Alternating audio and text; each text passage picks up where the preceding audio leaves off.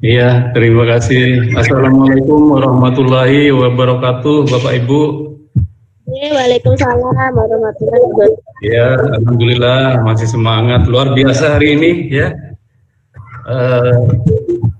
Tidak hanya UKM terharu tadi, dinas pun juga selalu berupaya ya untuk memberikan yang terbaik apapun kondisinya ya.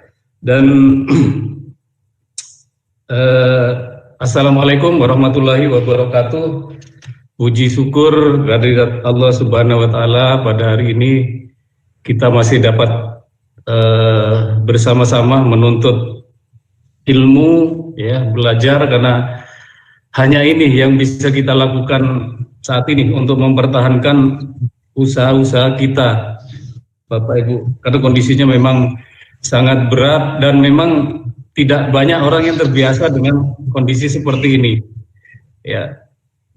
Dan dalam setiap kondisi apapun akan selalu ada peluang, termasuk di masa pandemi ini ya. Hanya orang siaplah yang mampu menangkap peluang-peluang seperti ini ya. Meskipun dari berita banyak dari kawan-kawan yang mungkin terdampak sangat berat dengan kondisi ini ya. Saya mengucapkan terima kasih terhadap kepada Bapak Kepala Dinas Koperasi dan UKM Provinsi Jawa Timur beserta jajarannya yang telah memfasilitasi pelatihan-pelatihan dan tetap dalam kondisi apapun bersama UKM Jawa Timur, bersama koperasi dan UKM di Jawa Timur, dan juga kepada Bapak Ibu peserta ya. Hari ini juga ada Pak Kiai ya. Assalamualaikum Pak Kiai. Ya, ada beberapa kawan-kawan yang tadi di fotonya juga ada ya, yang saya kenal, ada Bu Kris ya. Semangat ya, kita bahu-membahu dalam menghadapi kondisi saat ini. Dan saya yakin bahwa kondisi saat ini akan segera berakhir ya. Mungkin kondisinya masih akan tetap jalan ya. Kalau dari keterangan pemerintah, COVID mungkin bisa sampai lintas tahun ya. Tapi masalah UKM tidak seperti itu ya. Kita bisa menyelesaikan masalah lebih cepat sepanjang kita mampu menyesuaikan. Karena saat ini pun ada UKM ya, bahkan banyak UKM yang menikmati situasi ini.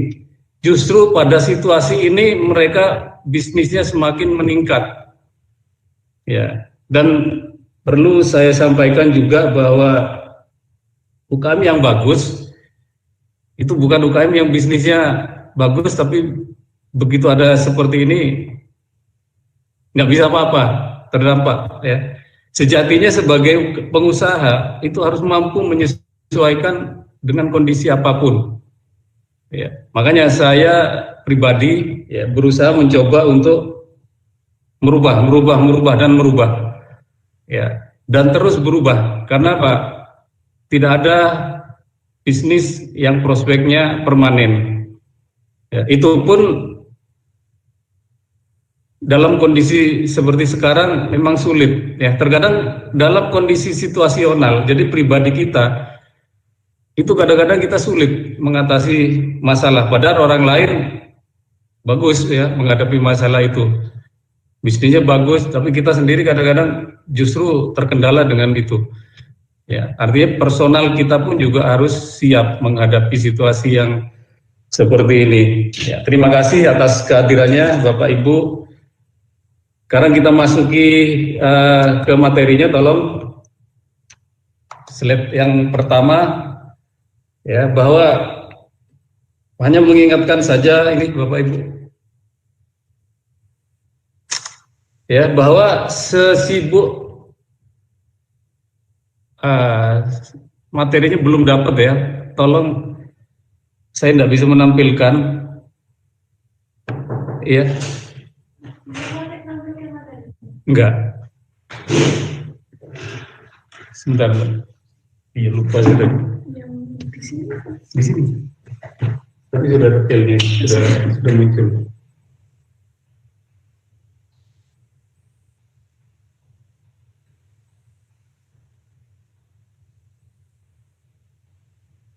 Ini materinya. Oh ya.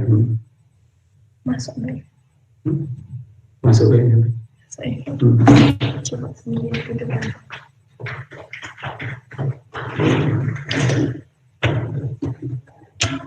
Ya, baik Bapak Ibu, materi kita hari ini strategi membangun bisnis tanpa tempat bisnis. Ya, sekali lagi saya sampaikan tidak ada strategi yang abadi di dalam bisnis yang berlaku seterusnya. Ya, bahkan ada strategi yang harus diupdate.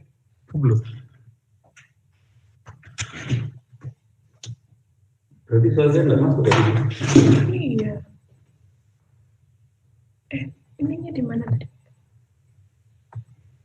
Oh, ininya belum di share. Nah, share.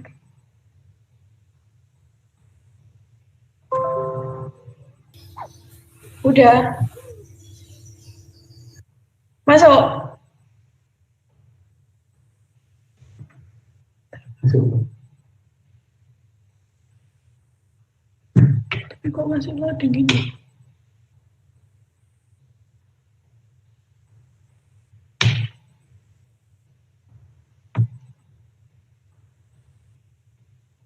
Kok ada?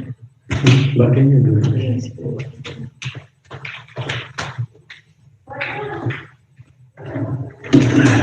Baik, Bapak Ibu, kita masih berusaha mencoba menampilkan presentasinya. Ya, tapi tidak apa-apa, kita lanjut bahwa apapun kondisi kita sebagai pengusaha harusnya kita harus siap. Ya, karena saat ini pun banyak sekali peluang-peluang yang harus kita tangkap. Jadi di setiap masa selalu ada peluang. Ya, kuncinya bergantung kita, apakah kita bisa menangkap peluang itu atau tidak. Ya, ada 4 kondisi di dalam bisnis kita. Ya, yang pertama, kita tidak sibuk, ya, tapi tidak menghasilkan, ya, atau penghasilannya di bawah standar kita untuk kehidupan kita. Ya, itu kondisi pertama. Ya. Ada pengusaha yang tidak sibuk tapi tidak menghasilkan. Gitu. Ini masih wajar ya. Ada kondisi yang kedua, ada pengusaha sibuk tapi tidak menghasilkan. Sibuknya setengah mati, tapi ternyata apa? Asetnya itu semakin hari semakin berkurang. Modalnya semakin berkurang, akhirnya habis. Padahal usahanya laku terus. Ya. Laku terus. Ini kondisi kedua yang mungkin lebih berat lagi ya. Sibuk tapi tidak menghasilkan. Ada kondisi ketiga, sibuk tapi menghasilkan. Ya, sibuk tapi menghasilkan. Ini masih wajar meskipun sebagai pengusaha nggak bisa seperti ini terus. Ya, sebagai pengusaha ada di kondisi yang terakhir. Ya, tidak sibuk tapi menghasilkan. Ini tujuan kita sebagai pengusaha, Bapak Ibu. Bisa kita koreksi diri kita sendiri ya, bahwa kita masuk yang mana ya. Dan sebagian UKM, kalau dari pengamatan saya ya, kalau dia memang untung, usahanya pasti berkembang ya. Kalau dia memang untung, usahanya pasti berkembang ya. Ada usahanya bagus, produknya laku keras, tapi tidak menambah ya, tidak menambah besarnya usaha, tidak menambah kekayaannya. Nah, ini yang perlu dipertanyakan ya. Yang bagus itu Bapak Ibu tidak sibuk tapi menghasilkan. Ini mimpi kita ya, mimpi kita semuanya. Dan saya yakin pasti ada ya yang kondisinya seperti itu. Yang berikutnya Bapak Ibu, ya, di dalam bisnis model ya, ada yang saya amati, menurut saya ada 4 ya. Yang pertama ada online strategi Ya. Jadi mereka offline strategi. Jadi mereka memang 100% offline. Ya. Ada yang cocok untuk seperti ini. Yang kedua, ada yang cocoknya offline dikombinasi dengan online. Ya. Yang ketiga, ada yang cocoknya online dikombinasikan dengan offline. Ada yang murni 100% online. Mana yang paling bagus bergantung kepada usaha Bapak Ibu. Ya, tidak ada yang paling bagus. Semua bergantung kepada kondisi Bapak Ibu. Ya, sepanjang strategi yang Bapak Ibu putuskan itu memang benar-benar strategi yang ada hitung-hitungannya, bukan strategi yang sekedar ikut-ikutan, Bapak Ibu. Ya, kebanyakan UKM strateginya ikut-ikutan. Ya, sehingga pada yang ditiru bagus, yang niru tidak bagus. Ya, jadi sepanjang sepanjang benar-benar perhitungan, keempat strategi ini bagus. Bahkan dikombinasikan, ya, suatu saat di nomor 1, suatu saat di nomor 2, dan seterusnya. Karena memang tidak ada strategi dalam bisnis itu yang permanen, yang berlaku untuk selamanya. Dan ini yang dilakukan oleh beberapa perusahaan-perusahaan, ya, yang mungkin lebih bisa kondisinya lebih bisa untuk merubah-rubah seperti ini. Ya, lanjut. Yang berikutnya, saat ini Bapak Ibu, sebetulnya sebelum pandemi pun itu sudah ada tanda-tanda sudah berubah. Ya, sudah berubah. Apalagi saat ini pasca pandemi, ya. Ya, dunia bisnis yang pertama dulu untuk buka usaha resto, rumah makan, itu harus memiliki tempat yang bagus, luas, posisinya strategis dan menarik. Yang notabene untuk melakukan, mengkondisikan seperti itu butuh modal yang besar. Ya, itu yang pertama.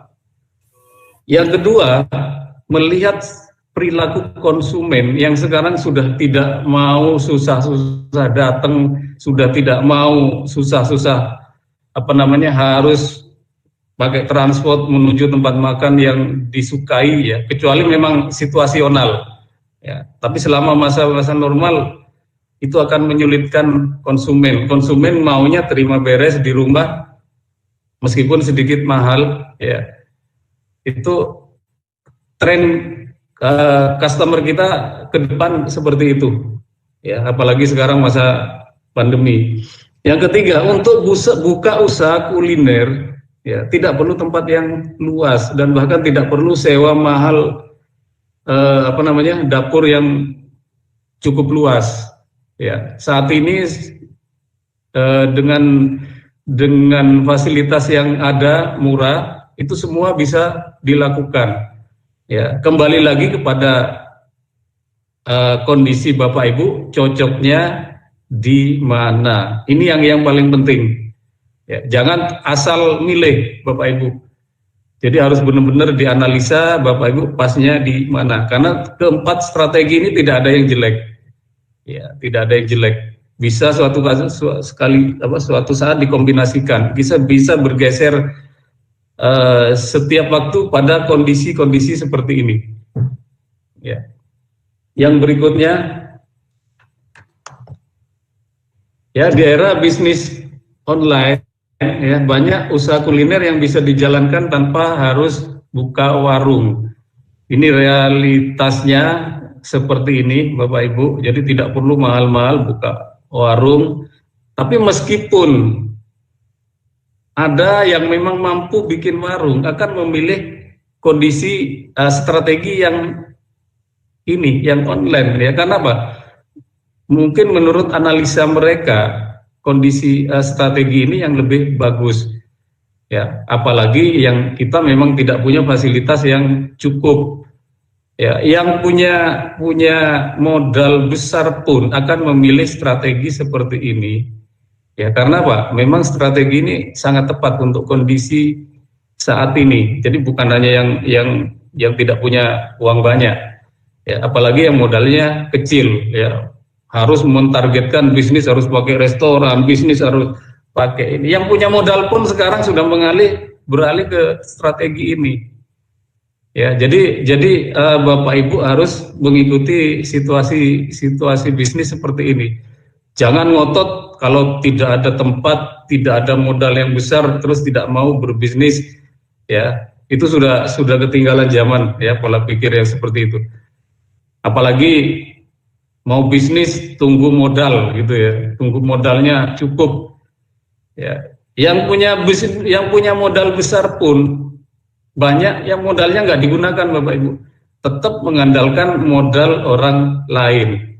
Ya, apalagi kita yang nggak punya modal ya, yang modal kita terbatas. Ya, itu. Yang kedua, ada bisnis yang mungkin tersembunyi ya, belum banyak dikenal, tapi memang cocoknya untuk situasi itu. Ya, modalnya nggak sampai puluhan juta, bahkan ratusan ribu ya. Karena apa? Mereka benar-benar menggunakan strategi yang tepat di bisnis itu.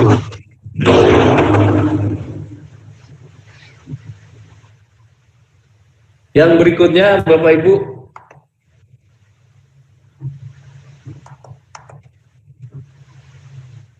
kok hilang?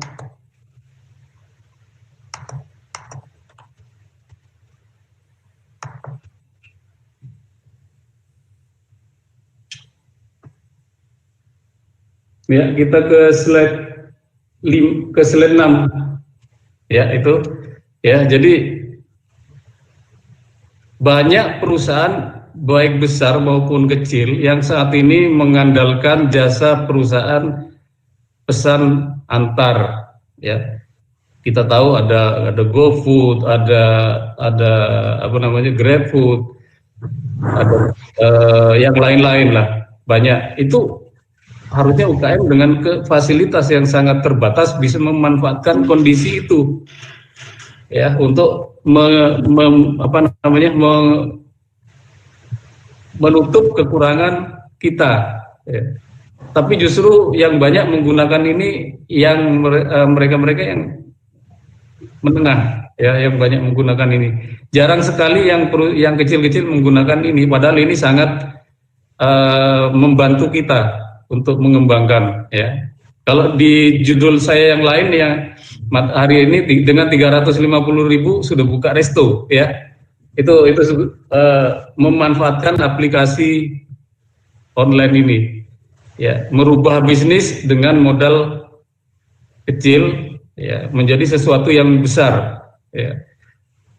Selain itu, jasa perusahaan pesan antar itu mampu merubah ya jangkauan yang terbatas menjadi jangkauan yang sangat luas ya. Dan dengan kondisi seperti itu, bisnis kita itu dapat melesat dengan cepat ya, sepanjang strateginya tepat. Lanjut ya. Seperti tadi sudah saya sebutkan, ada GoFood ya, ada GrabFood dan lain-lain ya. Tidak hanya berhasil memecahkan masalah dalam pengiriman, tapi juga menjadi peluang atau ladang usaha baru untuk kita berjualan. Ya, saya yakin Bapak Ibu sudah banyak melakukan ini, ya, tapi mungkin hasilnya belum ini, ya, belum maksimal. Dan saya tidak akan membahas bagaimana online ini, tapi bagaimana kita mampu memanfaatkan strategi untuk kebutuhan kita. Ya, saya tidak menyarankan harus online, tidak. Kembali ke tadi, ada 4 strategi, dan 4 strategi ini semuanya baik tergantung situasi kondisi kita, dan itu bisa berubah, bisa dipakai sewaktu-waktu.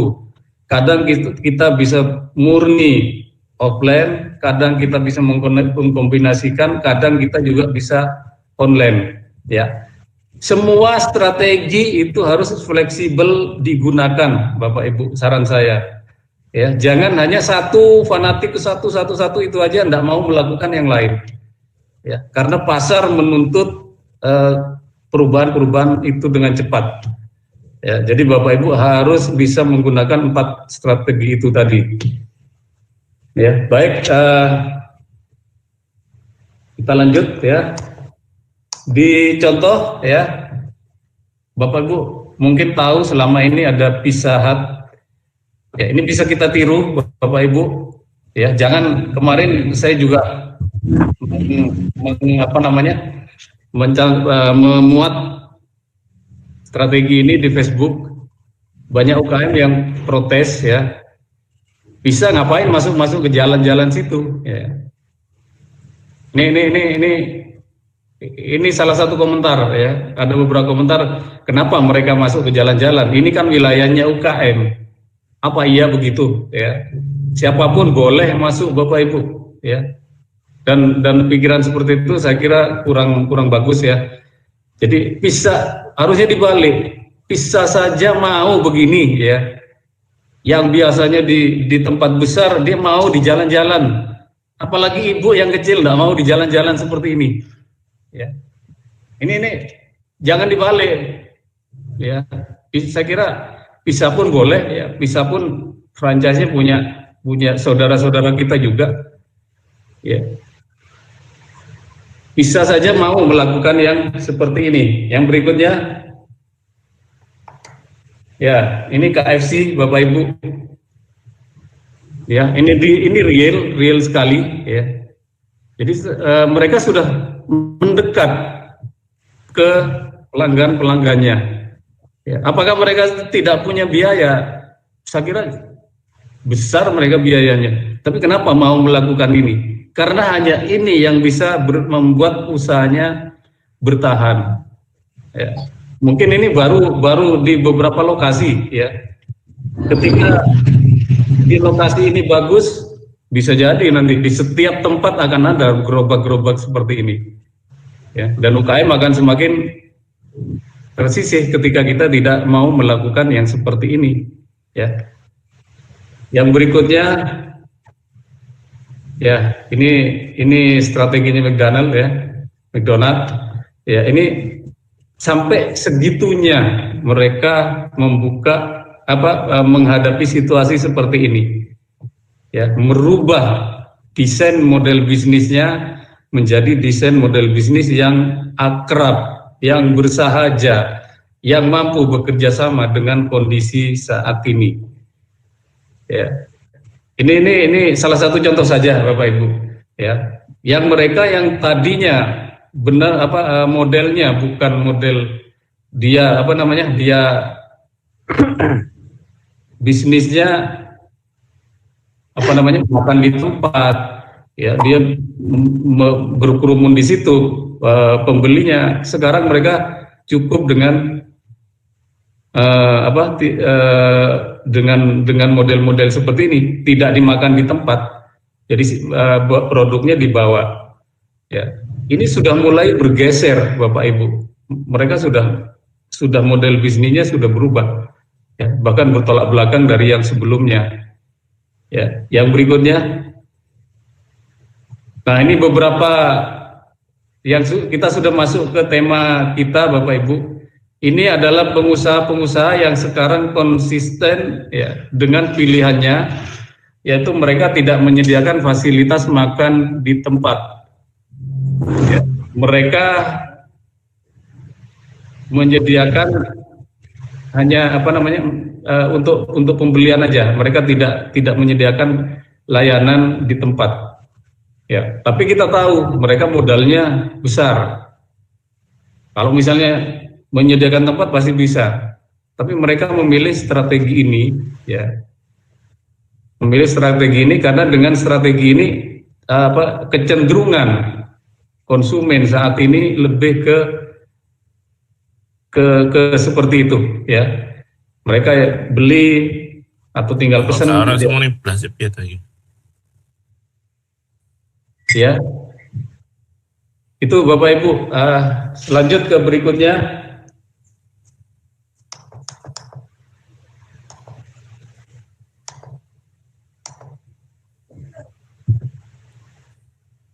Jadi kalau kita melihat ketiga ya Domino's Pizza ya, ini tidak di-franchise-kan Bapak Ibu.